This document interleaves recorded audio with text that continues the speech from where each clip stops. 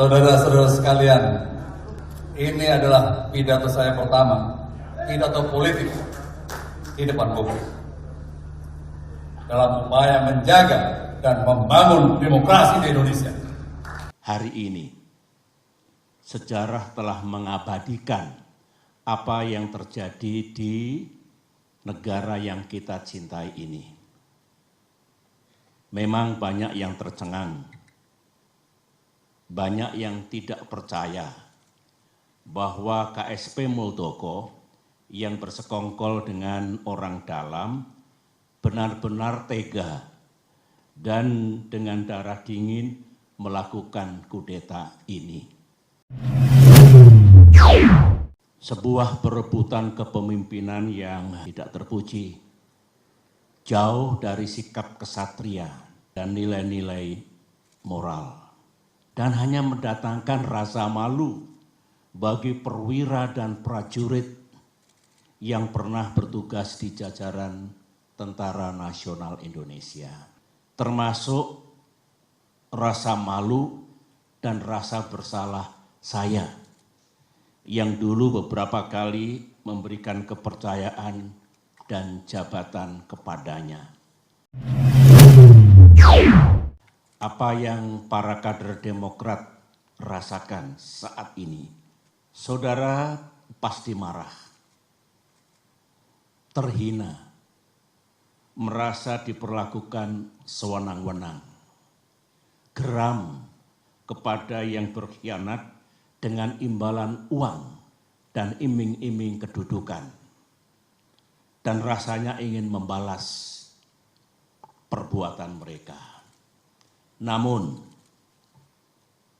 sebagai orang tua di partai ini, saya tetap meminta saudara bersabar, namun gigih berikhtiar untuk mendapatkan keadilan yang sejati. Mohon perhatian, tayangan video channel Bapak Infrastruktur segera diputar. 5, 4, 3, 2, 1.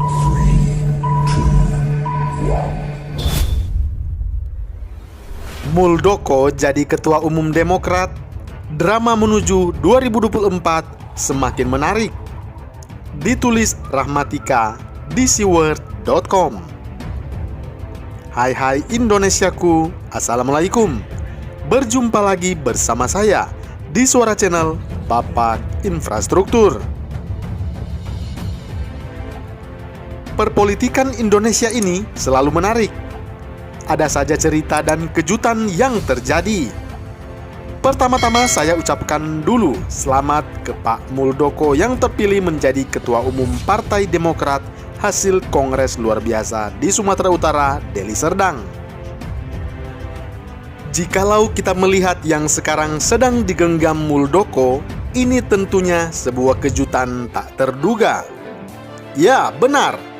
Saat ramai-ramai isu kudeta kemarin, nama Muldoko sempat terseret-seret.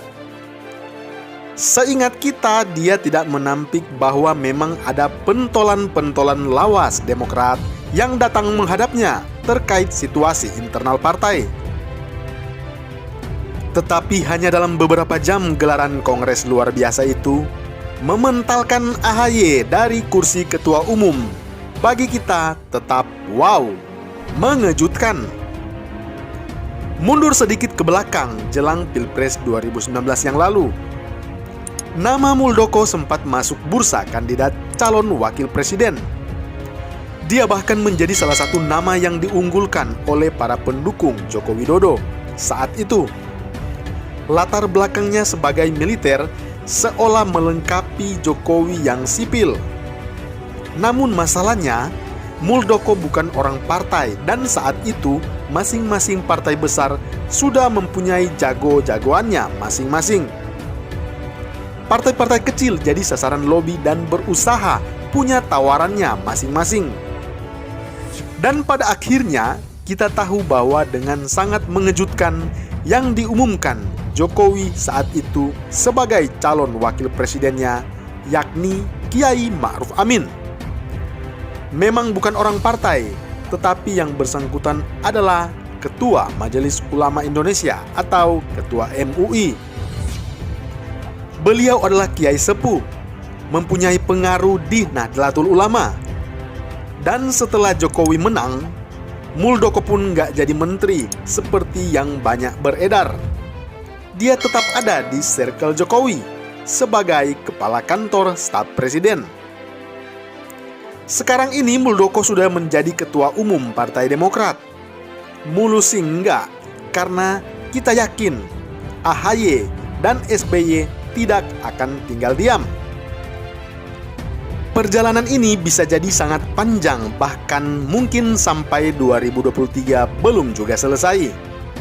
Ingat, meski pemilihan presiden 2024, sangat mungkin proses pencalonan sudah dimulai dari tahun 2023. Dengan perubahan peta ini, posisi Muldoko sebagai kandidat calon presiden 2024 jelas akan makin menguat. Dia sekarang memimpin partai, punya mesin politik. Tinggal bagaimana konsolidasi dilakukan dan menggerakkan kader-kader Demokrat yang lain. Benar, pasti ada kelompok loyalis dari AHY dan SBY yang dongkol dan mungkin akan menjadi duri dalam daging di Partai Demokrat itu. Tetapi harus juga diingat, di Partai Demokrat juga ada loyalis Anas Urbaningrum, loyalis Marzuki Ali, dan lain-lain sebagainya yang tentu sebal dengan kelompok SBY dan AHY, pastinya melihat muncul Muldoko sebagai sebuah peluang. Kita tentu masih meraba-raba atau tidak tahu apakah ke depan Muldoko akan bisa membesarkan Partai Demokrat ini. Cuman setidaknya untuk tahun 2024 mendatang, Muldoko jelas punya nilai tawar lebih. Apalagi dia latar belakangnya seorang militer, which is kita semua tahu bahwa buat sebagian pemilih kita, background ini dianggap pemimpin yang handal dan tegas. Masih bagian dari pemerintahan sekarang, favorable buat pendukung Jokowi, ketua umum partai, dan jangan lupa Muldoko ini juga pemimpin di Himpunan Kerukunan Tani Indonesia atau HKTI. Posisi seorang Muldoko jelas beda dengan jenderal-jenderal lain semisal Gatot Nurmantio. Gatot mungkin memang akan mencari cara bisa maju, tetapi dia belum ada partai sampai sejauh ini. Namanya pun timbul tenggelam dalam pemberitaan. Lantas bagaimana dengan Agus Harimurti Yudhoyono atau AHY? Semakin Partai Demokrat melakukan banding, proses akan semakin lama. Artinya, AHY kemungkinan nggak punya kendaraan politik di tahun 2024. Ya bisa sih dicalonkan partai lain, tetapi apa nilai jualnya? Lebih menggiurkan mengusung Anies Baswedan, atau Ganjar Pranowo, atau Ridwan Kamil, atau bahkan Tri Risma hari ini, atau juga Muldoko lah. Kalau soal modalnya besar, ya rasanya mending mengusung Sandiaga Uno yang sekarang menjadi Menteri Pariwisata itu. Lalu AHY ngapain? Ya paling kita akan melihat ia beserta SBY akan banyak menyuarakan keprihatinannya dalam beberapa waktu ke depan. Apakah akan membuat rakyat bersimpati?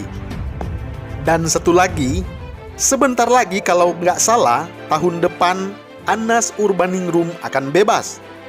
Nggak mungkin Anas akan diam begitu saja setelah apa yang dia alami selama ini. Tentunya ini akan menjadi bagian drama menarik menuju tahun 2024. Jadi, kita tunggu kabar selanjutnya. Bagaimana menurut Anda? Salam hangat, Bapak Infrastruktur menuju Indonesia Maju.